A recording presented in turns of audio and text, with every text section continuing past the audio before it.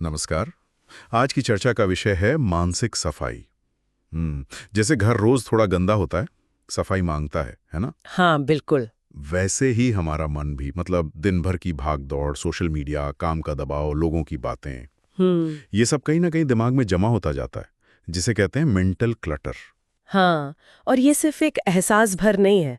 ये जो मानसिक अव्यवस्था है, हमारी निर्णय लेने की क्षमता, हमारी नींद की क्वालिटी, यहाँ तक कि हमारे मूड पर भी सीधा असर डालती है। अच्छा। हाँ, बिल्कुल। ये कुछ वैसा है जैसे कंप्यूटर पर बहुत सारे टैब खुले हों, सिस्टम धीमा पड़ जाता है ना? हाँ हाँ, बिल्कुल सही कहा। हैंग होने लगता है। एग्जैक्टली। तो सवाल ये है कि रोजमर्रा की जिंदगी में इस अंदरूनी शोर को, इस बोझ को कम कैसे किया जाए? बिल्कुल। और अच्छी बात यह है कि जैसा आपने कहा, इसके लिए कोई घंटों मेडिटेशन की जरूरत नहीं है शायद। नहीं, जरूरी नहीं। मानसिक बोझ को हल्का करने में मदद कर सकती है। एक तरह का, क्या कहें, मेंटल रीसेट बटन जैसा। हाँ, कह सकते हैं।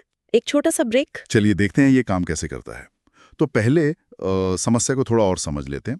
कभी ऐसा होता है कि रात को सोने लेटे और दिमाग में बस चीजें घूम रही हैं। हाँ, अक्सर। दिन भर की बातें, कोई मीटिंग की टेंशन, या किसी ने कुछ कह दिया, वो छोटी सी बात भी अटक जाती है। बिल्कुल। यही मानसिक बोझ है। और इससे फिर चिड़चिड़ापन, थकावट, फोकस में कमी, ये सब महसूस होता है। हाँ, और ये समझना जरूरी है कि ये सिर्फ ऐसे ही रैंडम ख्याल नहीं है। ये हमारी जो लिमिटेड मेंटल एनर्जी होती है ना, और ध्यान, उसको खींचते हैं। अच्छा, इसे टेक्निकल भाषा में कॉग्निटिव लोड या संज्ञानात्मक बोझ भी कहते हैं। और जब ये बोझ ज्यादा हो जाता है तो जरूरी चीजों पर ध्यान लगाना मुश्किल हो जाता है। हम जल्दी थक जाते हैं। कम करने के लिए पहला कदम क्या है? पहले 3 मिनट की बात करते हैं। ये है वर्तमान क्षण में लौटना, सांसों के जरिए। हाँ। मतलब बस जहां भी हैं आराम से बैठ जाएं, आंखें बंद कर लें या खुली रखें, और अपना ध्यान बस अपनी सांसों पर लाएं।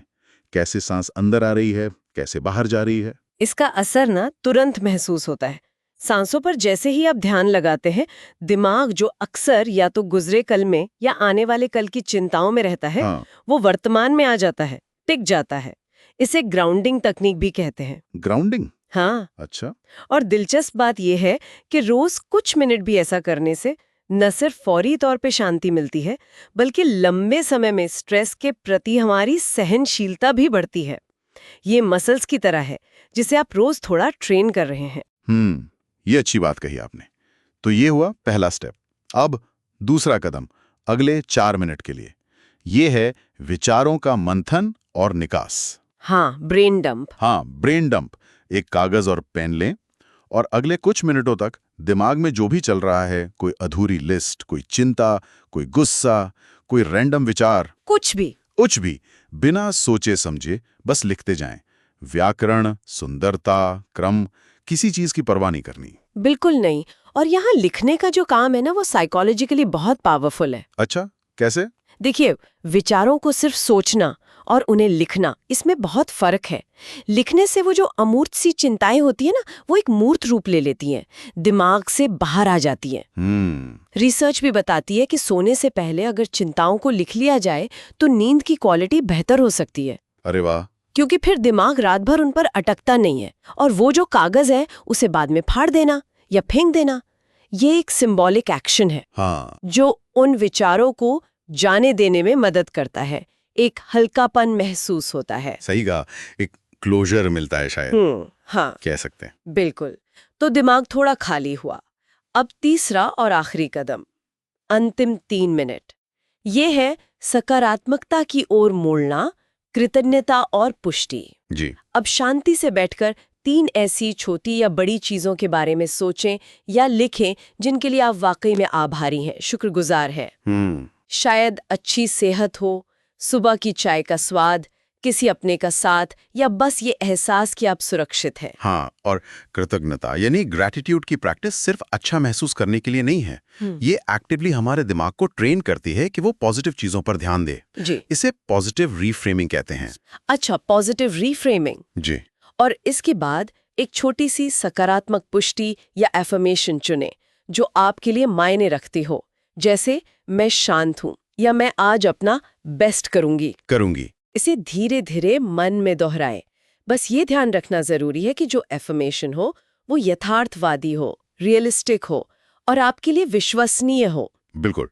और इस पूरी प्रक्रिया में लगे सिर्फ 10 मिनट। हाँ, बस 10 मिनट। इसे आप सुबह दिन शुरू करने से पहले कर सकते हैं, रात को सोने से पहले, या फिर दिन के बीच में जब भी लगे कि भाई दिमाग बहुत भर गया है। कभी भी। हाँ, कभी भी, लेकिन शायद निरंतरता, कंसिस्टेंसी जरूरी है यहाँ। बिल्कुल, कंसिस्टेंसी ही कुंजी है।